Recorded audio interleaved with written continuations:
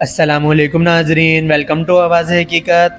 नाजरीन, तसव्वुर कीजिए एक ऐसे शिकारी का जो ख़ुद अंधेरे में बैठा होता है, लेकिन जैसे ही दुश्मन उसे ढूंढने के लिए अपनी टॉर्च ऑन करता है, ये शिकारी उसी लाइट को फॉलो करता हुआ सेकंड्स में उसके सर पर पहुंच जाता है।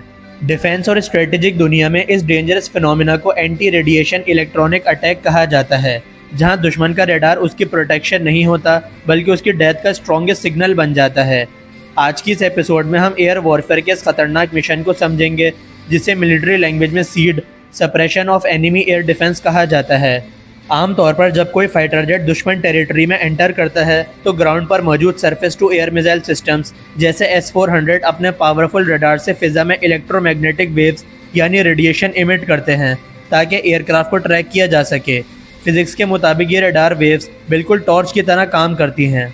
जैसे ही रडार ऑन होता है वो अपनी प्रेजेंस खुद एक्सपोज कर देता है और उसी मोमेंट पर एयरबोर्न जेट से एक स्मार्ट मिसाइल फायर होता है, जिसका अपना ट्रेडिशनल रडार नहीं होता बल्कि उसके नोज पर एक extremely sensitive passive radar Sikar होता है।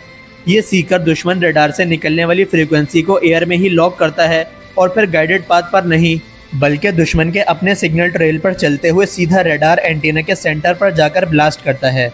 टेक्निकल पॉइंट ये है कि अगर दुश्मन को पता चल जाए कि एंटी रेडिएशन मिसाइल आ रहा है और वो अपना रडार स्विच ऑफ कर दे, तब भी मॉडर्न मिसाइल्स में इनर्शियल नेविगेशन सिस्टम और जीपीएस मेमोरी होती है जो रडार की लास्ट नोन लोकेशन को सेव करके रखती है और रडार बंद होने के बाद भी उसी पॉइंट पर जाकर टारगेट डिस्ट्रॉय कर देती है। इस मिशन का सबसे advance aspect home on jam mode है। फिजिक्स के मुताबिक अगर दुश्मन डिकॉयज यूज़ करे या इलेक्ट्रॉनिक जैमिंग स्टार्ट करे ताकि मिसाइल को मिसलीड किया जा सके, तो ये स्मार्ट मिसाइल उसी जैमिंग सिग्नल को ही वेपन बना लेता है। मॉडर्न LD-10 मिसाइल के सिग्नल प्रोसेसर सेकंड्स में फ्रीक्वेंसी पैटर्न और सिग्नल स्ट्रेंथ कंपेयर करके फेक सिग्नल्स रिजेक्ट कर देते हैं और जैसे ही जैमर स्ट्रॉन्ग सिग्नल इमिट करता है, मिसाइल उसी जैमिंग सोर्स को ट्रैक करके सीधा जैमर और रडार दोनों को डिस्ट्रॉय कर देता है। यानी दुश्मन जितना डिफेंड करता है उतना ही एक्सपोज हो जाता है।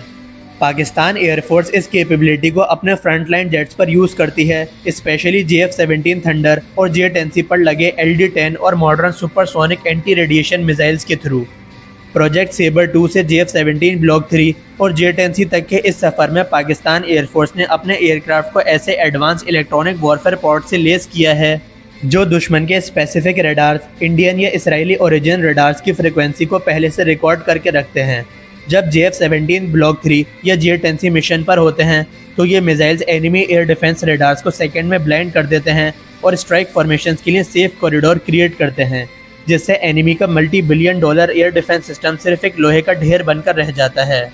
खुलासा ये कि जदीद फ़ज़ाई जंग सिर्फ रफ्तार या बॉम्ब गिराने का नाम नहीं बल्कि ये रडार फ्रिक्वेंसीज़ को फ़तह करने का नाम है और पाक फ़ज़ाइया का ये इलेक्ट्रॉनिक अटैक काउंटर दुश्मन के हर दिफाई गुरूर को हवा में उड़ाने की मुकम्मल सलाहियत रखता है। नाजरीन, इस बारे में आपकी क्या राय है? क्या इलेक्ट्रॉनिक वॉरफेयर और LD-10 जैसे जदीद मिसाइल्स की मौजूदगी में दुश्मन का कोई भी long range air defence Pakistan के खिलाफ महफूज रह सकता है? अपनी राय कमेंट्स में ज़रूर शेयर करें और अगर वीडियो पसंद आई हो तो वीडियो को लाइक और शेयर लाजमी करें। साथ ही साथ चैनल को सब्सक्राइब करना ना भूलें। आपसे मुलाकात होगी नेक्स्ट वीडियो में, तब तक के लिए अल्लाह हाफिज़। पाकिस्तान जिंदाबाद।